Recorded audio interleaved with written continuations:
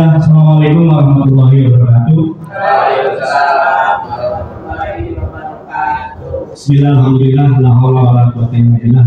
Puji syukur hajat Allah Subhanahu wa taala. Pada pagi hari ini kita bisa berkumpul bertatap muka dalam keadaan sehat dan insya Allah tidak terasa apapun. Salawat serta salam tidak lupa kita tujukan kepada junjungan kita Nabiullah, Nabi Agung, Nabi Muhammad Sallallahu Alaihi Wasallam yang sudah memberikan kita sampai dengan titik saat ini, dan mudah-mudahan kita semua menjadi pengikut yang setia hingga yaumil akhir nanti. Amin ya rabbal alamin. Pucuk pimpinan SMK Negeri 1 Monas yang saya hormati, Bapak Ibu guru yang saya hormati, jika pada kesempatan kali ini kita di pagi hari ini akan mengadakan sebuah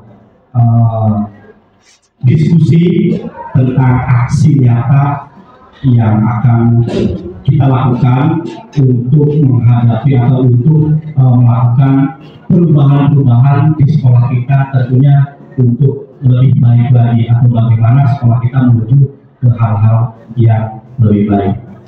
Namun sebelum itu, Bapak Ibu sekalian, saya akan membacakan susunan acara di kegiatan kali ini.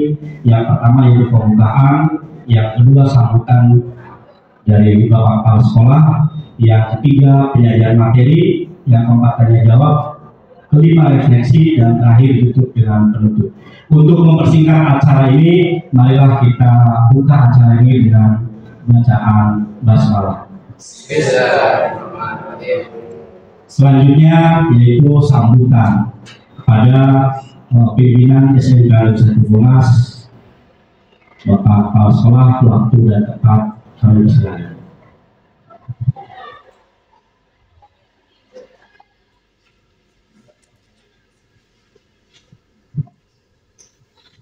Baik, terima kasih. Assalamualaikum warahmatullahi wabarakatuh. Terima kasih Bapak Ibu telah hadir dalam acara aksi nyata diseminasi budaya positif di SMK Negeri 1 Monas untuk peserta CGP ya, CGP angkatan 11. Semoga bisa dilaksanakan dengan sebaik-baiknya sesuai dengan yang telah diagendakan. Saya mewakili kepala sekolah selamat untuk melaksanakan acara ini sesuai dengan temanya yaitu budaya positif. Nah, seperti yang kita ketahui sekilas tentang budaya positif ini merupakan paradigma untuk menyelesaikan masalah melalui motivasi intrinsik orang yang memiliki masalah. Jadi ketika dihadapkan dengan masalah, maka orang tersebut harus mampu menyelesaikan dengan cara mengganti dengan nilai-nilai yang positif, yang tentu saja di lingkungan sekolah dan melalui disiplin positif yang diterapkan oleh Bapak Ibu yang ada di sekolah ini. Mungkin sambutan dari saya itu saja. Selamat mengikuti acara dan semoga acara ini dapat memotivasi Bapak Ibu yang telah hadir di sini, dari Bapak Ibu yang belum mengikuti CGP maupun dari Bapak Ibu yang akan sedang melaksanakan CGP di angkatan ini. Itu saja. Assalamualaikum warahmatullahi wabarakatuh. Terima kasih untuk Pak Dr. Sudiarto, perwakilan dari mewakili dari kepala sekolah. Baik Bapak Ibu, lanjut kita ke materi yang selanjutnya. Ini akan disampaikan oleh Pak Tadi. Namun sebelum kita ke materi pertama, ini biar Bapak Ibu semangat, sepertinya Pak Suparno ini akan menyampaikan briefing Bapak Ibu. Jadi supaya Bapak Ibu semangat, Pak Suparno ini akan mengadakan briefing supaya masih segar ya.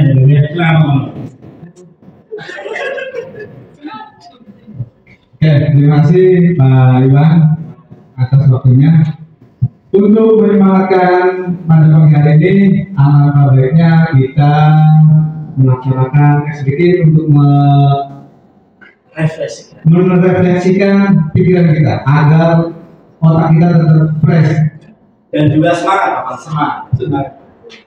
Ya, untuk ekspresi kali ini untuk mengetes ke konsentrasi Bapak Ibu, silakan Bapak Ibu berdiri semuanya.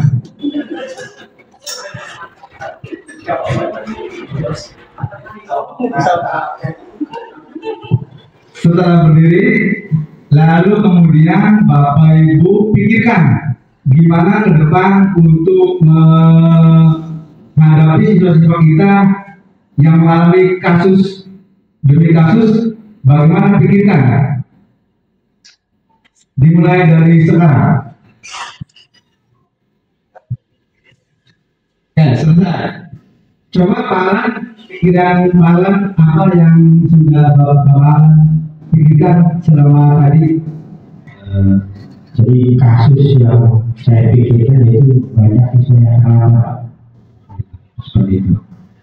Terus Penanganannya gimana? Penanganannya kita diberitahu orang oleh guru piket bahwa siswa itu terlambat datang ke sekolah, lalu guru piket menginformasikan kepada wali kelas untuk ditangani bersama guru BK. Jadi kita panggil siswa tersebut ke ruangan BK bersama guru BK, lalu kita ditangani di situ, seperti itu. Oke, terima kasih. Berarti Pak Alan masih konsentrasi. Untuk mengingat hari ini hari apa, Bapak Ibu? Jumat. Berarti Bapak Ibu masih konsentrasi. Oke, terima kasih. SBD dan saya. Kurang maaf. Assalamualaikum warahmatullahi wabarakatuh. Terima kasih Pak Supardo sudah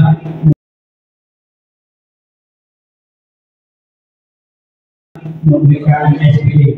Baik Bapak Ibu, kita mengambil inti dalam hal ini. Bapak Ibu, kita akan diajak untuk beberapa masalah atau kasus yang ada di sekolah kita ataupun masalah-masalah di sekolah yang lain pada umumnya, dan bagaimana kita cara mengatasi atau mencari solusi untuk hal-hal itu. Ini semata-mata untuk kemajuan dunia pendidikan dan juga untuk kemajuan sekolah kita. Materi yang pertama akan disajikan oleh Pak Tarmiji SPD DPD. Kepada beliau waktu dan tempat kami persilakan.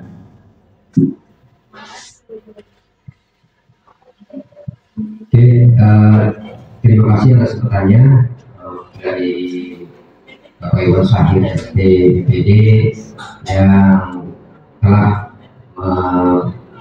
memberikan atau memberi kesempatan untuk saya untuk melaksanakan penyampaian materi pada aksi nyata yaitu diseminasi budaya positif di SMK Lubongas.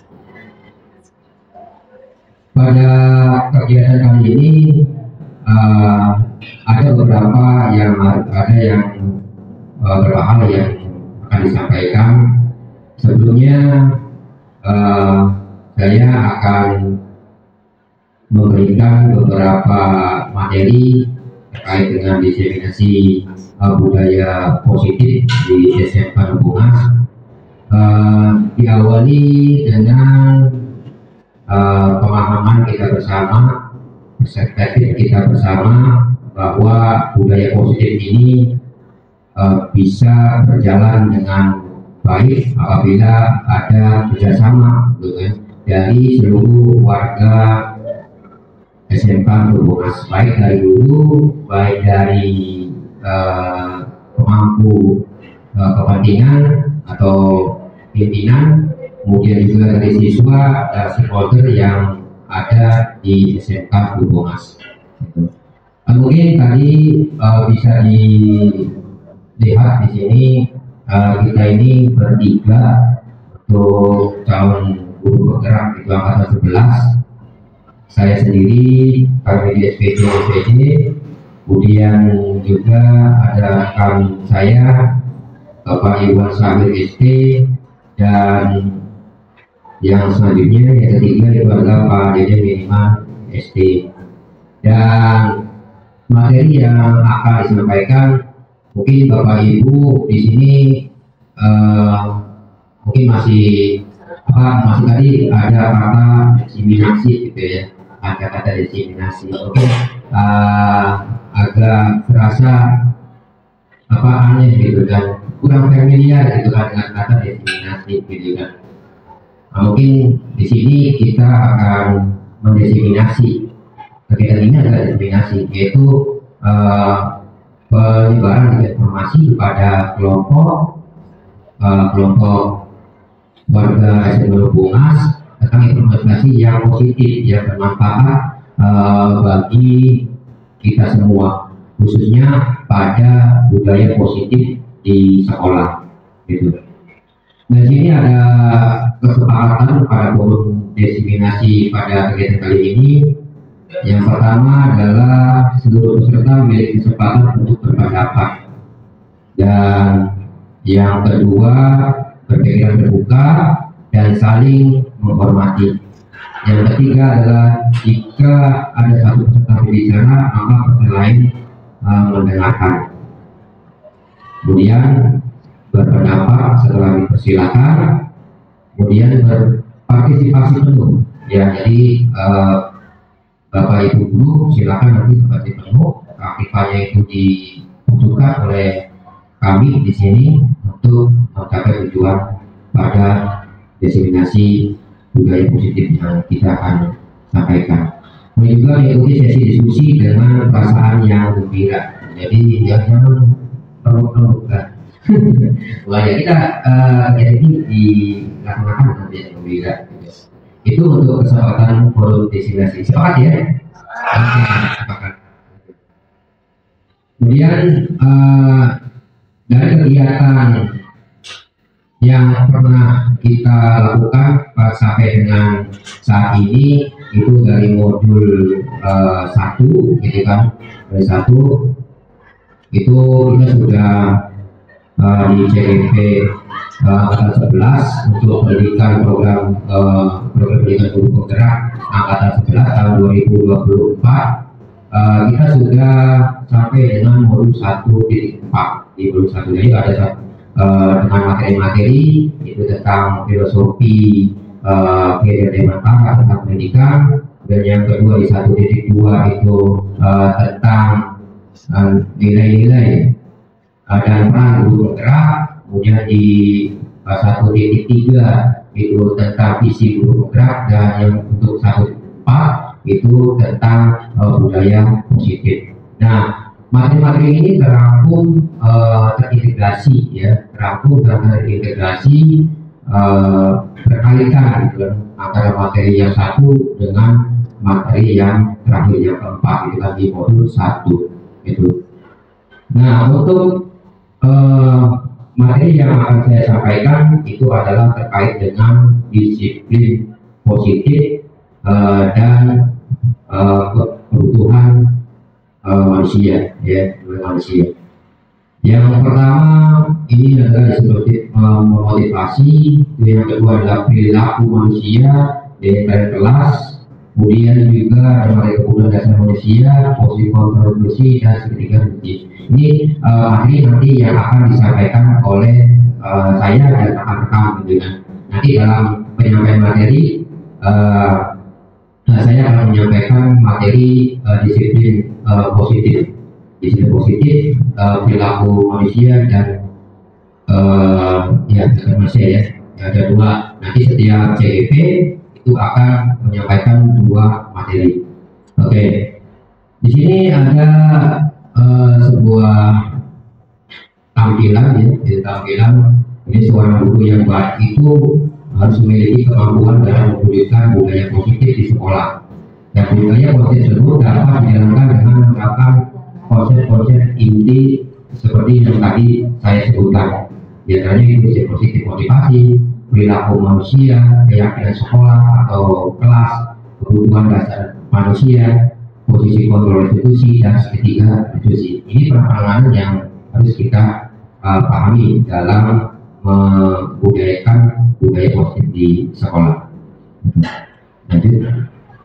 Nah, nanti materi yang akan saya sampaikan, karena ini ada diseminasi, ya kita sama-sama untuk belajar gitu kan, mentransfer materi-materi yang sudah disampaikan pada saat CGP, gitu kan, kita sampaikan kepada Bapak Ibu, sehingga semua kegiatan yang kita lakukan itu bisa tersampaikan oleh Bapak Ibu sebagai informasi untuk manfaat yang lebih baik lagi pada budaya positif. Dan materi yang akan disampaikan yang pertama adalah disiplin positif. Next. Nah, pada disiplin positif di sini ada pertanyaan, apa sih disiplin itu? Apa? Ada yang jawab? Ya kan? Apa disiplin itu? Wena patuh pada peraturan, ya. Patuh pada aturan. Apa lagi? Ada lagi, ya. Ada lagi, patuh pada aturan. Pak ini, apa? Kayaknya sudah pusing Pak Wakil. Patuh pada aturan. Nah, ini definisinya ya Bapak Ibu, bahwa disiplin positif itu merupakan suatu cara penerapan disiplin yang mengajarkan anak bertanggung jawab dan menumbuhkan kesadaran diri berdasarkan nilai-nilai kebajikan. Ini ada kata-kata kebajikan, ya. Mungkin agak kurang benar juga, gitu kan, kebajikan itu seperti apa sih, gitu. Nanti kita bahas di materi yang selanjutnya. Saya akan bahas untuk materi-materi nilai daripada nilai kebajikan, gitu, karena nilai kebajikan itu banyak, nanti kita sampaikan di sini. Nah, pada disiplin itu lebih ke arah disiplin diri yang dapat mengontrol diri dalam melakukan segala tindakan. Jadi tindakan yang dilakukan oleh siswa itu kadang-kadang kita mengartikannya bahwa disiplin itu adalah patuh pada aturan saja, bukan patuh pada aturan saja. Karena disiplin itu sebenarnya harus ada pada diri pribadi masing-masing, dengan sebuah kesadaran yang didapat oleh siswa bahwa disiplin itu harus bisa dilaksanakan tanpa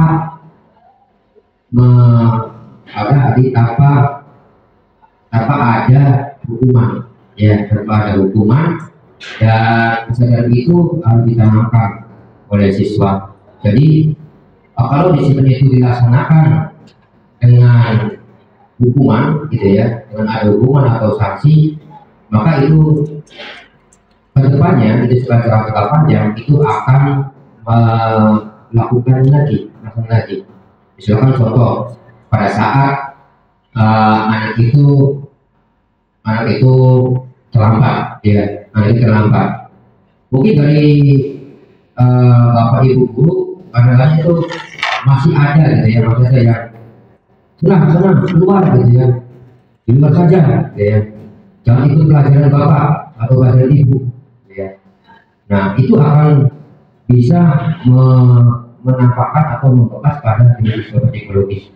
Makanya disiplin itu harus dari diri sendiri. Makanya nanti ada langkah-langkah yang nanti akan kita terapkan, gitu Pak. Nah, disiplin diri dapat membuat murid memahami dan menyadari berdasarkan motivasi internal, bukan akibat paksaan, ujian ataupun hukuman.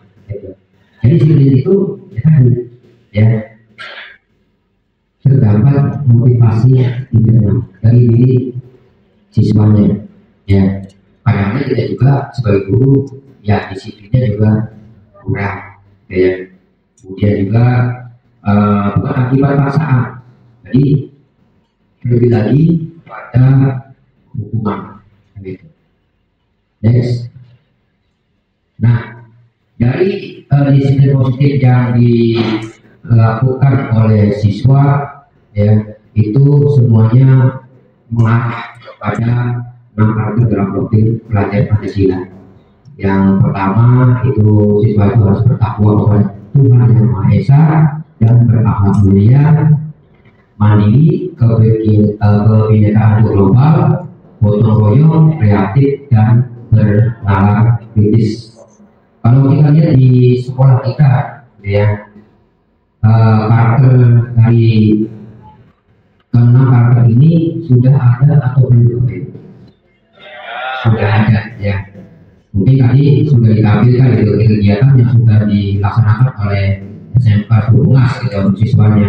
Di sini beriman bertakwa kepada Tuhan Yang Maha Esa dan Maha Mulia. Kita mengadakan kegiatan sholat duha bersama, gitu ya, mengaji 12 menit sebelum KPM, gitu ya, melaksanakan kegiatan-kegiatan keagamaan, PHBI, ya, peringatan Hari Besar Islam, atau kegiatan Hari Besar agama lain juga, gitu ya. Kemudian mandiri, ya, mandiri. Kalau mandiri sudah belum Bapak Ibu anak-anak? Sudah, ya. Nah, coba dengan apa kalau mandiri? Mandiri dan belajar, ya. Jadi siswa menemukan gaya belajarnya sendiri, ya, dengan asesmen yang sudah Bapak Ibu berikan, itu kan, mengambil informasi-informasi dari siswa dan mencari metode-metode yang sudah tepat, gitu kan, pada siswa bisa membuat anak itu bisa belajar mandiri. Berkegiatan global, ya, kita di sekolah ya ada yang beda agama, gitu ya, mungkin beda suku, gitu ya, mungkin beda suku, ras dan sebagainya, ya, itu kegiatan global. Oleh gotong royong, anak-anak itu sudah bisa melakukan kegiatan gotong royong dengan membersihkan kelasnya masing-masing, gitu ya, bersama, gitu kan, belajar kelompok dan sebagainya. Kemudian kreatif, anak-anak bisa menemukan ide dan gagasan sendiri dalam memperoleh pembelajaran. Dan secara kritis itu anak-anak bisa mengutarakan ilmu dan pengetahuannya dalam pembelajaran. Ya, mudah-mudahan anak-anak kita ya memang sudah masalah itu, mungkin kita tinggal mengasahnya saja untuk sering melakukan penyampaian yang lebih efektif. Motivasi perilaku manusia. Ini model lengkap itu ada 3 motivasi perilaku manusia. Nah, yang pertama adalah untuk menghindari ketidaknyamanan atau hukuman. Ya, kadang-kadang kita juga motivasinya itu untuk menghindari ketidaknyamanan atau hukuman. Ya, misalnya contoh seorang guru, misalkan ya secara ini aja ya, kalau tadi pagi ya, misalkan tadi pagi itu kegiatan apa? Tidak bunga. Kadang-kadang ada perasaan tidak nyaman, anak-anak juga seperti itu, ada nyaman datang pagi-pagi ikut kegiatan, ya, kegiatan sholat duha berjamaah, udah diganti-ganti aja, gitu ya, biar enggak ikut kegiatan, gitu ya. Dan juga hukuman, menghindari hukuman, udah datangnya telat-telat saja dan langsung kok samping, gitu ya, itu berhitungan. Itu motivasi berikutnya yang pertama. Yang kedua adalah untuk mendapatkan imbalan atau penghargaan dari orang lain, ya. Kadang-kadang kita melakukan sesuatu juga yang mengharapkannya imbalan dari orang lain, itu pengakuan, ya, pertemuan atas atau ujian. Dan yang ketiga adalah untuk menjadi orang yang mereka inginkan dan menghargai diri sendiri dengan nilai-nilai yang mereka percaya. Oke, masuk. Nah, selanjutnya adalah 5 kebutuhan dasar manusia. Yang pertama adalah kebutuhan bertahan hidup. Mungkin yang bisa dibayangkan kegiatan siswa gitu kan untuk memenuhi kebutuhan itu seperti apa? Oke.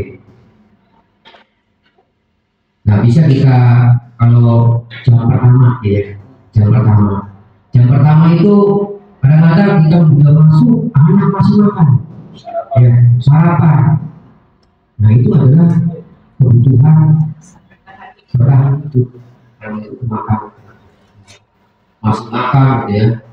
Atau dengan alasan-alasan tertentu, anak-anak itu, Pak di rumahnya nggak sempet beli sarapan, Pak kantinnya penuh, ya. Dan juga Pak bangunnya kesiangan, tidak sempat sarapan, sehingga kebutuhan itu tertanam pada siswa. Kemudian kebutuhan kasih sayang dan rasa diterima, ya, kebutuhan untuk diterima. Kadang-kadang kita juga melihat anak itu ada kebutuhan kasih sayang dan rasa diterima. Ini soalnya kita tahu perhatian, ya, perhatian sama guru, gitu ya. Kadang-kadang di sini banyak anak murid kita itu yang memiliki beda statusnya, gitu ya. Status keluarganya, status ekonominya, gitu ya. Ada yang anak yatim di rumahnya itu sama neneknya, gitu ya, butuh perhatian, gitu ya. Dan juga ada yang ekonominya itu ya di bawah, gitu ya, lebih rendah, gitu kan, butuh juga perhatian dari kita. Sehingga kita harus bisa memberikan motivasi, ya, terhadap kebutuhan dari kasih sayang dan rasa terima yang dibutuhkan oleh anak. Gitu. Kemudian yang ketiga adalah penguasaan, kebutuhan kemampuan atas kemampuan. Terkadang juga kita melihat siswa itu contoh, banyak siswa yang pada saat ulangan nyontek. Nah, itu kebutuhannya adalah dia kebutuhan penguasaan, pengen diakui nilainya besar, ya, pengen besar, sehingga siswa itu pengen ada kemampuan bahwa saya ini penguasaannya itu bagus, seperti itu. Kemudian juga yang keempat itu kebebasan, kebutuhan akan pilihan. Jadi kadang-kadang anak itu ya memang membutuhkan kebebasan pada pilihan. Kadang kita melaksanakan kegiatan pembelajaran itu di dalam kelas terus. Anak-anak atau murid itu butuh kebebasan, butuh suasana baru, ya. Jadi yang bisa kita laksanakan kegiatan pembelajaran itu di luar kelas, bisa di taman, bisa di di perpustakaan, gitu kan, dan dimanapun dengan metode dan model yang beragam, gitu. Dan juga kebutuhan kesenangan, kebutuhan untuk merasa senang, ya. Nah, pada kebutuhan ini anak-anak butuh sentuhan-sentuhan kesenangan, ya, kesenangan dalam hal buatan daerah, ya. Kesenangan dalam hal ceria, gembira, ya. Pembelajaran yang menyenangkan dan gembira. Karena saya juga kalau di dalam bagian KBM pada midi anak-anak ibu saja gitu, tepuk tangan, gitu ya. Kemudian juga SPC dan sebagainya, gitu kan. Itu untuk kesenangan. Di sini dari kesenangan untuk mencari kesenangan, bermain dan tertawa. Bayangan itu tanpa kenikmatan apapun juga menyedihkan, ya. Itu belajar membuat kebutuhan dan kesenangan dengan dari belajar. Oke, nah itu tadi sudah dibahas semuanya terkait dengan kegiatan-kegiatan pada diseminasi untuk materi budaya positif dan kebutuhan lingkungan dan kebutuhan manusia. Itu saja yang bisa saya sampaikan untuk materi ini. Mudah-mudahan bisa bermanfaat bagi Bapak Ibu. Terima kasih. Kurang lebihnya maaf dan hidayah. Wassalamualaikum warahmatullahi wabarakatuh.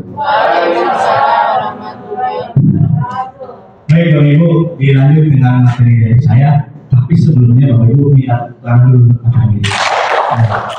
Sesuai dengan kesepakatan kelas yang tadi sebelum diskusi bahwa kita menjalani diskusi dalam keadaan riang gembira. Jadi Bena, seninya dong. Iya, terima kasih Bena. Nanti dilanjut beri SPP kita bicara dengan Pak Wakil yang Bena ya. Namun sebelum kita SPP, kita melanjutkan materi yang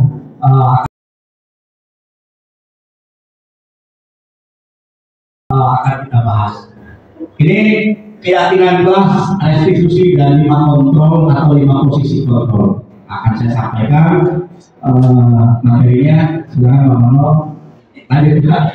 Ini keyakinan sekolah ataupun kelas ya Bapak Ibu. Jadi Pak Mono. Keyakinan sekolah atau kelas. Nih, guru berperan dalam mewujudkan terbentuknya keyakinan sekolah atau kelas dengan adanya kesepakatan antara guru dan murid. Jadi Bapak Ibu, ketika Bapak Ibu masuk ke dalam kelas, seyogyanya Bapak Ibu kasih pilihan ke siswa untuk memberikan kesepakatan kelas. Salah satunya tadi untuk memberikan pembelajaran yang menarik dan menyenangkan. Apa yang tadi sudah disampaikan oleh Pak Tarmidi, ketika posisi belajar kita dalam keadaan riang gembira tadi, maka ilmu-ilmu yang akan disampaikan oleh Bapak Ibu itu akan tercerna oleh siswa kita atau oleh murid dalam keadaan yang senang tadi Bapak Ibu. Nah, ini keyakinan sekolah atau kelas berupa pernyataan-pernyataan yang universal, yang mudah diingat dan dipahami dan harus diterapkan di lingkungan sekolah. Jangan yang susah-susah Bapak Ibu menerangkan. Kalau ada yang gampang, kalau ada yang mudah, kenapa harus yang susah gitu kan? Jadi nggak usah berlibat ya. Kaitkan dengan pembelajaran atau dengan kenyataan-kenyataan yang ada pada saat ini. Sekarang lagi musimnya kasus final selama Pak Wakilin ya. Sambungkan Pak Wakilin pembelajaran matematika dengan keadaan atau kasus final. Nah, coba ya terserah Pak Wakilin mendiskusikannya. Yang gampang itu Ibu aja ya, bahasa Indonesia Bu ya. Bisa menghubungkan Bapak Ibu ya. Ciptakan keyakinan-keyakinan seperti itu Bapak Ibu. Baik antara sekolah ataupun dengan gurunya. Kita lanjut. Ini adalah keyakinan sekolah atau kelas. Kesepakatan kelas yang pertama, tanggung jawab. Semua siswa harus mengumpulkan tugas tepat waktu dan menjaga kebersihan ruang kelas. Ini adalah salah satu contoh kesepakatan kelas Bapak Ibu. Ini kesepakatan kelas yang kita lakukan di kelas 12 TKJ 3. Di balik kelas, bla bla bla dan lain sebagainya. Mohon maaf, saya tidak bisa membacakan keseluruhan karena waktu juga terbatas. Saya baca poin-poin yang pentingnya saja. Ini salah satu contohnya Bapak Ibu. Sebelum kita melakukan aktivitas belajar mengajar supaya anak-anak nyaman, kita pun sebagai seorang pendidik atau seorang guru juga nyaman ketika menyampaikan sebuah pelajaran. Maka ini kesepakatan kelas yang kita jalin dengan murid. Tanggung jawab, menghargai, tidak boleh melemparkan lelucon yang berlebihan atau mengarah ke tengah. Yang kedua atau yang ketiga, partisipasi aktif. Jadi semua siswa harus aktif berpartisipasi dalam diskusi dan mengajukan pertanyaan. Yang berikutnya adalah kerjasama. Semua siswa harus akan bekerja sama dalam tugas kelompok dan berkontribusi secara adil. Kelompok ya Bapak Ibu ya, tugas individu jangan kerjasama. Namanya TMB ya. Selanjutnya adalah kebijakan khusus, penggunaan gadget di kelas hanya untuk tujuan pendidikan dengan izin guru. Ya, terakhir, menghormati, semua siswa harus saling menghormati dan mendengarkan saat orang lain berbicara. Itu kesepakatan kelas, contoh dari kesepakatan kelas yang akan kita lakukan. Lakukanlah Bapak Ibu ketika Bapak Ibu masuk ke dalam kelas ini, kesepakatan ini. Jadi ketika ada yang melenceng dari kesepakatan ini, maka Bapak Ibu lah tugas Bapak Ibu yang akan memberikan sebuah ini ya. Kita lanjut. Ini adalah kebutuhan dasar manusia. Sebenarnya sudah tadi dibahas oleh Pak Tarmidi. Pernyataannya adalah ketika seorang murid melakukan suatu perbuatan yang bertentangan dengan nilai-nilai kebajikan atau melanggar peraturan, hal itu sebenarnya dikarenakan karena mereka gagal memenuhi kebutuhan dasar mereka. Ya, jadi ini Bapak Ibu yang membuat murid kita atau siswa kita melakukan sesuatu itu bertentangan dengan nilai-nilai kebaikan yang ada. Karena kebutuhan inilah yang kurang dipenuhi oleh siswa kita. Mungkin sama kebutuhan kita ketika kita lapar, ya sama juga tidak bisa berkonsentrasi untuk berpikir dan lain sebagainya. Ini kebutuhan dasar manusianya yaitu bertahan hidup, kasih sayang, dan rasa diterima kebebasan dan kesenangannya. Ada seperti kasusnya, ini terjadi Ibu Siti, guru dan wali kelas 12 TKJ 1 sedang bingung menghadapi ulang salah satu murid di kelasnya, namanya Tommy. Beberapa anak telah mengeluhkan bahwa Tommy ini yang seringkali meminta bekal makan siang mereka dengan paksa. Jika Anda menghadapi situasi seperti Ibu Juleha, apa yang akan Anda lakukan? Menurut Anda kira-kira apa alasan Dodi melakukan hal itu? Ya, jadi studi kasusnya seperti ini, Bapak Ibu. Pak Aman ngajar di kelas, ya kan? Lalu ada salah satu siswa Siti Juleha. Jadi nama panjangnya Siti Juleha. Jadi ini sering berulang di kelas.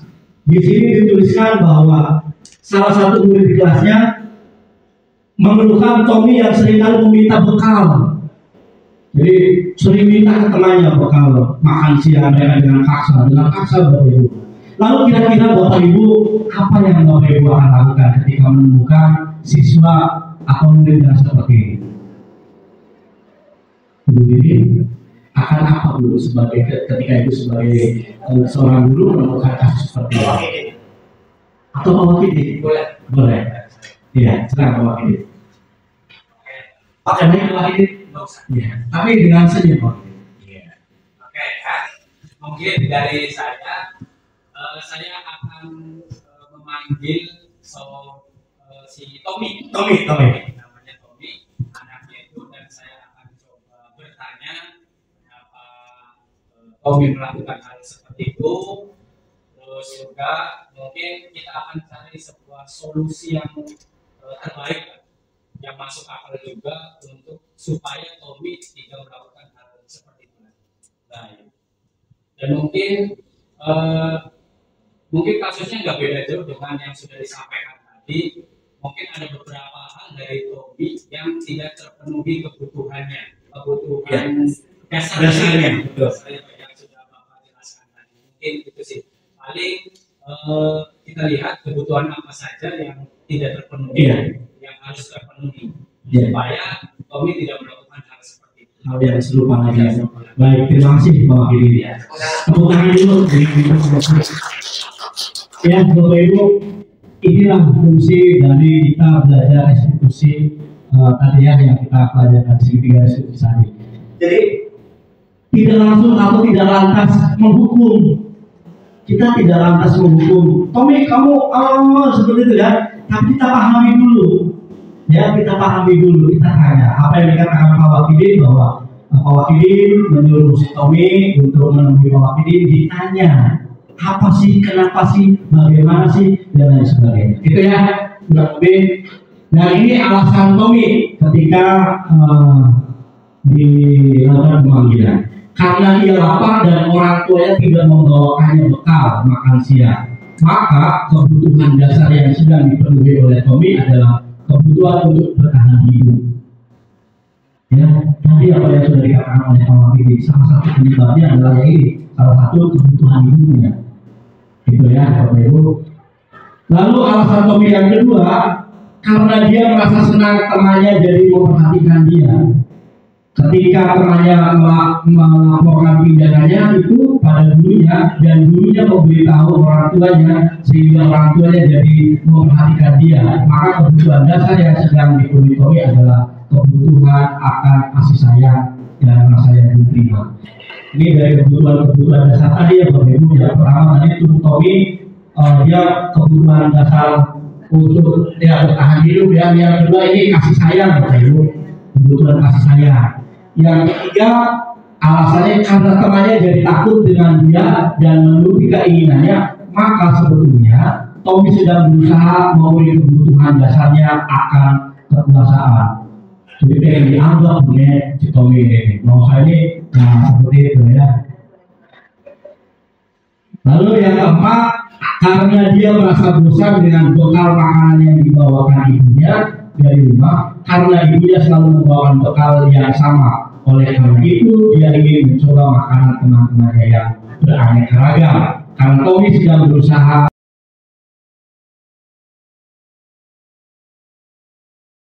memenuhi kebutuhannya akan kebebasan. Yang terakhir 5, karena dia melakukannya karena iseng saja dan ia menikmati ekspresi wajah teman-temannya yang kesal karena diambil makanannya, dan menurut dia ekspresi teman-temannya itu lucu, maka berarti Tommy sedang berusaha kebutuhan akan memenuhi kesenangannya. Itu kemungkinan-kemungkinannya ya, kemungkinan setelah dipanggilnya si Tommy akan kasus yang tadi. Itu yang bisa saya sampaikan tentang materi-materi tadi. Maka selanjutnya akan dilanjut oleh Pak Presiden.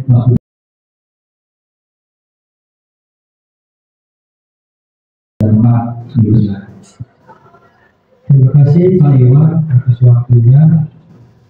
Sebelumnya mohon maaf, mungkin kami bertiga ini bukan menggurui, tapi kami hanya ingin menyampaikan pendidikan CGP kami kepada Bapak Ibu. Jadi sekali lagi kami mohon maaf, bukan menggurui. Baik, kita akan melanjutkan materi yang sudah disampaikan oleh Pak Iwan tadi. Ya. Sebelum kita melanjutkan, tadi ada speaking, ya kan? Maka sekarang saya kalau speaking terus bosen, ya kan? Nah, saya mengajak untuk Bapak Ibu hanya cukup senyum selama 30 detik. Itu malah ini. Nah sekarang silakan Bapak Ibu berdiri berhadapan.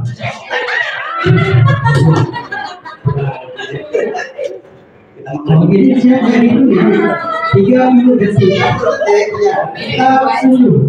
Yang berhadapan dan senyum nggak boleh ketawa ya. Senyum aja ya, senyum saja. Iya, senyum saja. Senyum. Iya, senyum. Sudah mulai, Pak? Oke, siap? Oke. Kita mulai dengan sekarang. Yuk, mulai. Senyum.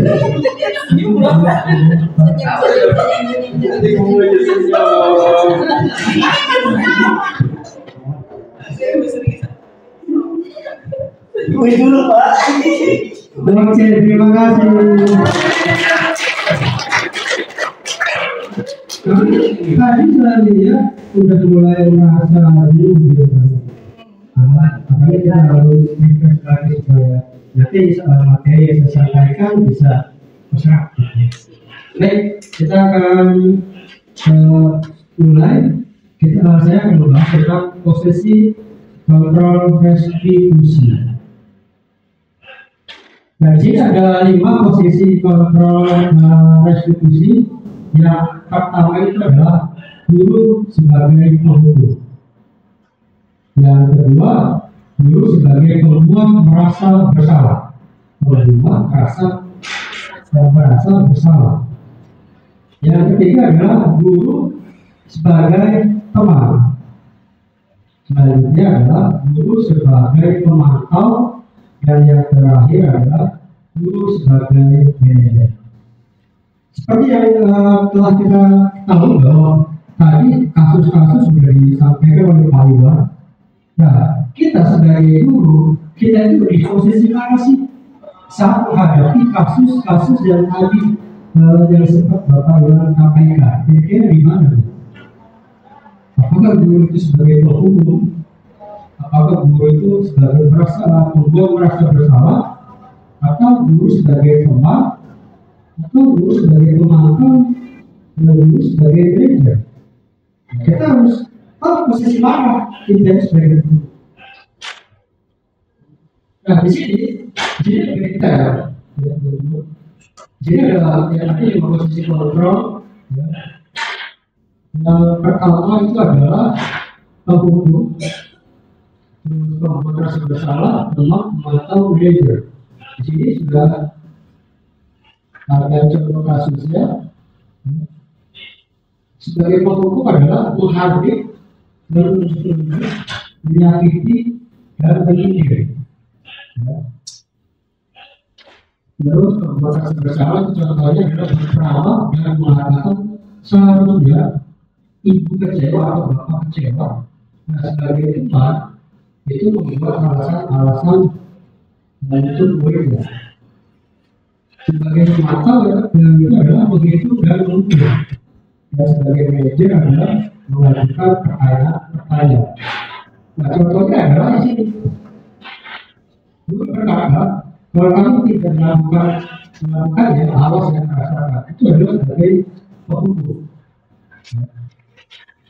Terus selanjutnya untuk pembuat rasa bersalah, contohnya adalah kamu sudah tahu berulang sekali mengatakannya.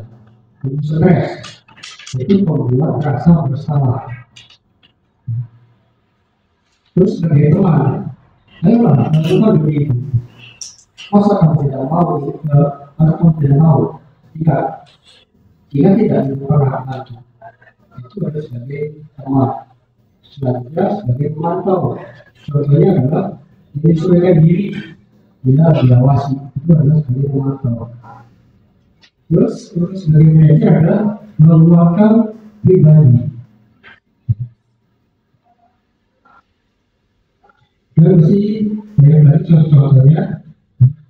Yang kita tahu berarti saat ada kasus di peserta hidup kita bisa memposisikan ini kita sebagai apa, supaya nanti jangan sampai seperti yang tadi disampaikan ya, kita selalu mengejas bahwa harga itu bersalah, padahal kita juga harus tahu kelima kontrol ini.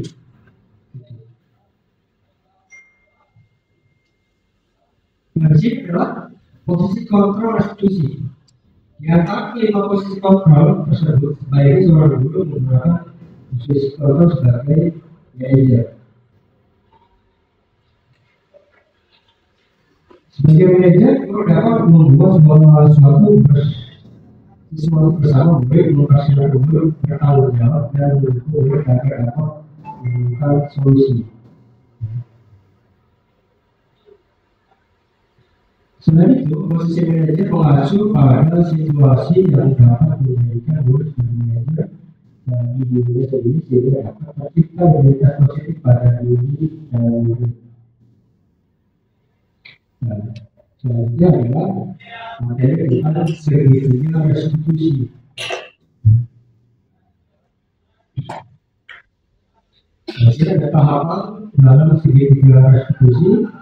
Yang pertama itu adalah menstabilkan identitas atau variasi, terus tindakan yang salah, terus menanyakan keyakinan. Nah, di sini yang pertama adalah menstabilkan identitas. Menstabilkan identitas dilakukan berdasarkan prinsip bahwa membuat kesalahan adalah bagian dari proses pembelajaran yang nantinya akan bergeser identitas gagal dalam indikasi identitas sukses.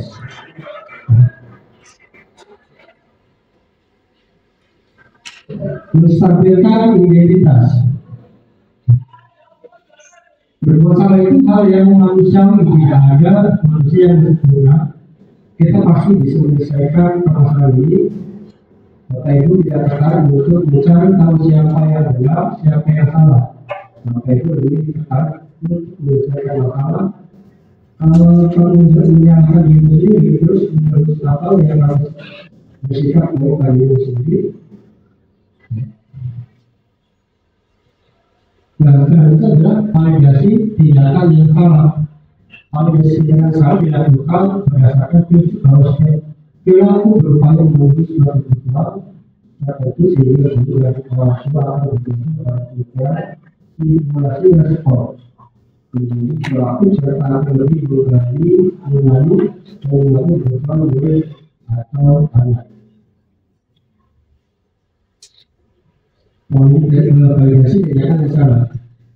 Kalau pas punya alasan melakukannya apa yang penting dari kamu, kamu boleh tetap berusaha menjadi seperti itu, tapi kamu melakukan seperti yang lain yang baru maupun harus belajar karena mendapatkan kalau kita tanpa harus mengukur.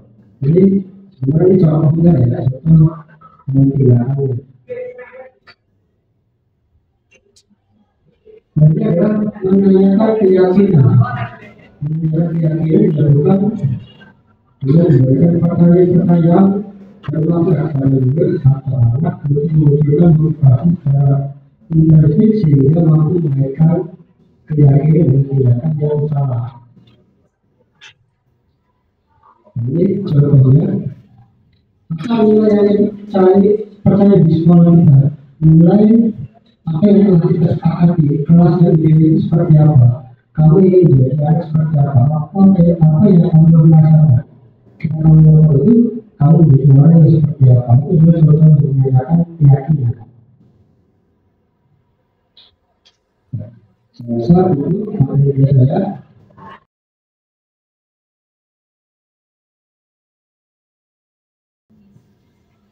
Kita kembali ke beberapa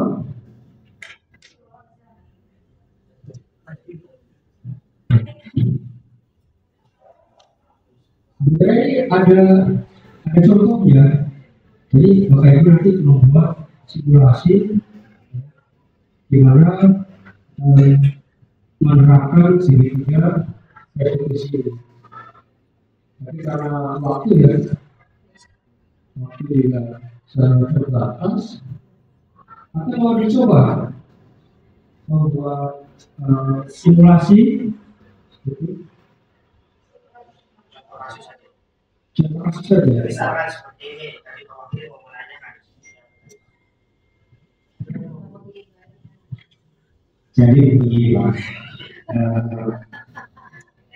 untuk mencoba tahapan dalam segitiga restitusi permasalahan-permasalahan yang sering dilakukan di oleh peserta didik, misalkan contohnya kebanyakan di sini peserta didik itu alhamdulillah banyak yang terlambat yang tadi sudah saya explain itu apa yang mau pikirkan gitu ya tentang segitiga restitusi. Nah, jika misalkan ada siswa yang terlambat, cara memposisikan guru itu sebagai apa? Kalau misalkan sebagai manajer misalnya, nah, dicontohkan bagaimana cara penyelesaian permasalahan tersebut jika siswa itu datang terlambat, mungkin seperti itu Pak. Jika siswa itu datang terlambat, kita harus pilih yang mana sekali favoritnya ya. Baik. Kalau menurut saya akan memilih membuat rasa bersalah. Karena apa? Karena kita tidak tahu ya anak itu terlambat gara-gara apa. Mungkin saja di jalan ada trouble atau banyak bocor, atau sebelum berangkat dia itu disuruh dulu orang tuanya. Gitu. Menurut saya itu sebuah sebesar. Mungkin dari teman-teman ada yang mau menambahkan itu Pak Paru ini yang sebagai pembuku kan gimana? Wah, Pak Paru ya.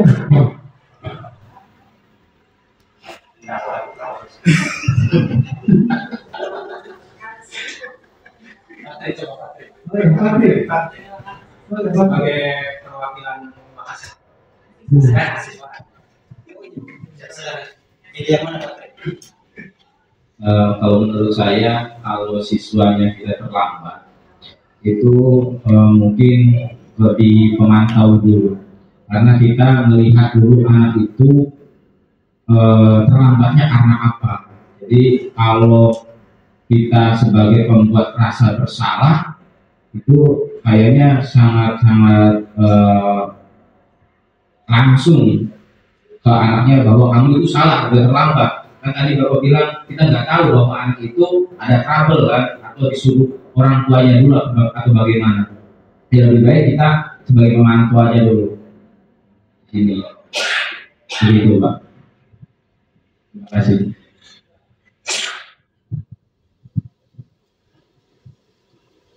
Kalau menurut saya, kita SMK Pak, kita harus berkaitan dengan yang namanya peraturan industri. Kalau kita segera memantau langsung dari ya, kira-kira nanti bisa nggak mereka itu menyesuaikan? Itu menurut saya. Ya. Karena di peraturan industri ya kita mungkin tahu ya, setelah 5 menit saja udah potong. Mau tahu mau kantong pes Iya. Justru saya di sekolah ini adalah mereka itu belajar membersihkan diri untuk mempersiapkan nanti mereka itu saat ada di dunia. Mungkin ada tambahan lebih pilih sebagai pembina pramuka. Ya benar kata Pak. Jadi kalau kita sebagai pembina pramuka ya, saya pilihnya sebagai pembina. Tapi yang dikatakan oleh Pak Dede tadi dan kita di sekolah SMA kaitannya nanti di mana sekolah itu kan kesiapan back-to-back bekerja melanjutkan dan bekerja. Dan lebih banyak alumni itu kan bekerja. Betul ya bekerja itu ya disiplin kan. Sebagai pemantau kami sebagai pembina pemantau, mungkin tapi kalau saya dulu saya membuat tersebut karena mendidik mereka untuk disiplin. Boleh nggak sih buat langsung kontrol? Nggak boleh. Apa harus satu? Boleh sih Pak. Boleh. Boleh. Itu sebagai solusi jangka ya. Iya. Kalau sebagai pembina ya kita harus. Iya. Benar nggak sih kalau sebagai guru itu pemilihnya memberi rasa bersalah ini untuk di lapangan? Di sini kan kita ingin mengimplementasikan budaya positif. Jadi dari 5 posisi kontrol ini, jadi untuk para bapak-bapak, ibu-ibu, kita seharusnya itu dulu itu ada di posisi manajer. Tapi sebelum ke posisi manajer, tadi kita terapkan dulu disiplin positifnya Bapak Ibu. Ya. Jadi kita buat kesepakatan kelas dulu, Bapak Ibu terapkan atau implementasikan. Ya, Bapak Ibu kan semuanya jadi wali kelas. Ya. Jadi Bapak Ibu terapkan kesepakatan kelas. Tadi Bapak Ibu sampaikan kesepakatan yang dia kesepakatan kelasnya, mana yang boleh, mana yang tidak boleh. Jadi hasil kesepakatan kelas itu disepakati, lalu dibuat poster. Itu nanti itu sebagai komitmennya poster itu. Ya. Tadi contohnya sudah dibahas sama Pak Iwan, Pak Iwan itu atau Pak Iwan buat poster. Jadi saling menghargai, terus saling menghormati, terus menjaga kebersihan. Itu kita buat kesepakatan dulu, Bapak Ibu. Setelah itu kita posisikan guru itu seharusnya sebagai manajer. Kenapa sebagai manajer? Tadi kita harus menggali apa namanya dari informasi itu, menstabilkan identitas. Jadi siswa kita panggil tidak semata dihukum di situ juga. Jadi kita panggil, terus kita stabilkan kata pemanah psikisnya. Ya, psikisnya. Jadi jangan sampai terganggu, jangan sampai dipermalukan sama teman-teman yang lain. Jadi kita sifatnya apa namanya pribadi. Jadi ada guru BK dan wali kelas. Iya, prosesnya dijaga gitu ya. Jadi kita stabilkan identitasnya, terus setelah itu kita validasi tidak hanya salahnya. Jadi misalkan kamu datang terlambat itu karena apa? Ya kalau terlambat itu karena apa? Ustaz dari karena apa? Semuanya itu ada. Terus setelah itu, Bapak Ibu tanyakan tadi kesepakatan, menanyakan keyakinan ya, kesepakatan kelas ya. Itu sudah sesuai belum sama kesepakatan kelas yang Bapak Ibu buat. Ya. Nah setelah itu apa namanya? Kita cari solusinya bareng-bareng sama anak tersebut dan harus tanggung jawab apa yang dilakukan ya. Seperti itu. Ya, Ibu. Mungkin itu saja Pak Dede. Terima kasih dari saya. Baik, terima kasih Pak Alam sudah memberikan gambaran dari apa yang jadi pertanyaan. Jadi betul Bapak Ibu, kita sebaiknya sebagai seorang guru posisi kita ada di manajer ya dalam posisi manajer. Jadi ya tadi Bapak Ibu seperti yang sudah saya gambarkan di materi saya itu sebelum masuk kita ada kesepakatan kelas dulu. Contoh nih kita kesepakatan kelas tidak boleh menggunakan gadget atau handphone. Ketika kita menemukan murid kita yang bermain handphone, maka dengan sendirinya siswa kita sadar akan kesepakatan yang sudah kita lakukan. Apa nih kesepakatan kelasnya? Ya, jadi itu fungsinya kesepakatan kelas. Mungkin satu lagi pertanyaan dari Pak Wakil, maka boleh.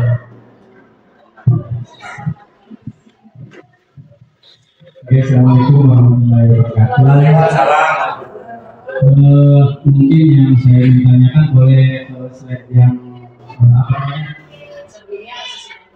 Sebelumnya tadi. Nah, yang guru itu 5 posisi kontrol ya. Nah, di situ kan ada 5 ya. Ada penghukum, pembuat merasa bersalah, sampai dengan manajer. Nah, yang saya tanyakan di sini adalah karena kita berada di SSK Negeri 1 Bokas ya, yang luar biasa, anak-anaknya ya wataknya keras-keras ya. Apakah tadi kan sudah disampaikan sama Pak Dede ya, yang terbaik itu adalah menjadi manajer ya. Enggak, yang saya sebelumnya itu yang lebih baik, alangkah lebih baiknya itu sebagai manajer. Nah, yang saya tanyakan adalah apabila kita memposisikan diri sebagai penghukum, apakah guru tersebut atau yang memposisikan itu apa ya, dicap sebagai guru yang jahat atau disebut apa ya, kurang baik lah istilahnya. Karena kenyataannya di SMK itu apabila kita melakukan sesuatu dan misalkan salah gitu ya, kita menanyakan bagaimana, kenapa kamu salah dan lain-lain, besoknya itu akan melakukan lagi ya kan? Ya, betul. Nah, terus lagi seperti itu, maka tidak ada efek jerahnya. Nah, apakah kalau kita di posisi penghukum ya, apakah kita itu salah gitu? Mungkin pertanyaannya seperti itu. Terima kasih ya. Baik, terima kasih Pak Wakil, pertanyaan yang sangat luar biasa. Nanti Jumat pernah ya Pak, nanti hari Jumat kita Jumat pernah di BDD Pak. Minum habis. Ya, baik, Bapak Ibu, tadi Pak Wakil menanyakan tentang hal yang seperti yang digunakan bahwa jangan tidak sih seorang guru ketika diposisikan sebagai seorang penghukum, ya Pak, dan bagaimana sih?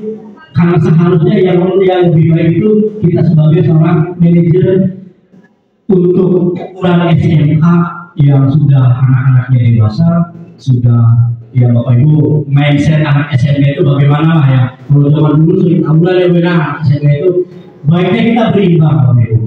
Ada yang berposisikan sebagai penghukum, guru penghukum, ada juga yang berposisikan sebagai manajer.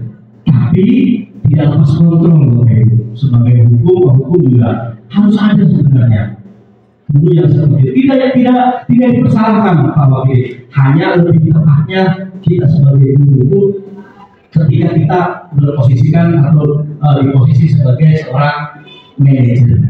Seperti itu Pak Wakil. Betul tadi apa yang disampaikan oleh Pak Wakil.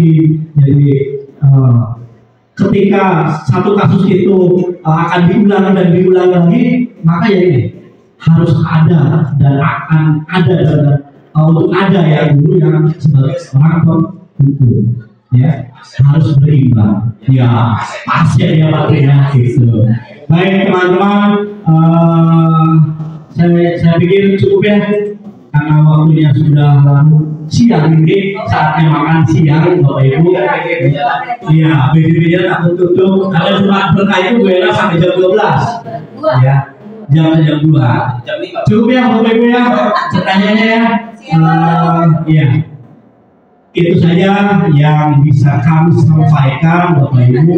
Mudah-mudahan sekali lagi apa yang dikatakan Pak Dede tadi, kita bukan sedang membuli, tetapi sedang berbagi ilmu, berbagi pengalaman tentang apa yang saat ini kita pelajari, untuk berbagi pengalaman dengan Bapak Ibu sekalian dan berdiskusi untuk kemajuan sekolah kita ya Bapak Ibu ya.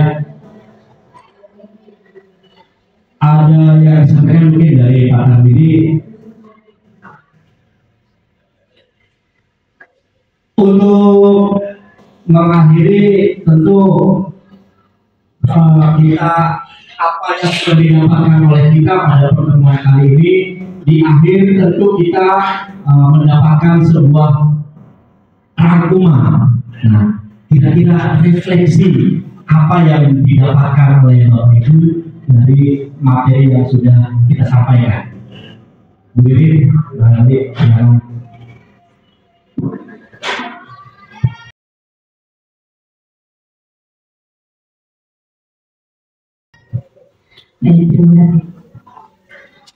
Berdasarkan pemaparan tadi, refleksi atau materi yang saya terima, ada posisi kontrol guru, segitiga restitusi, dan lain sebagainya.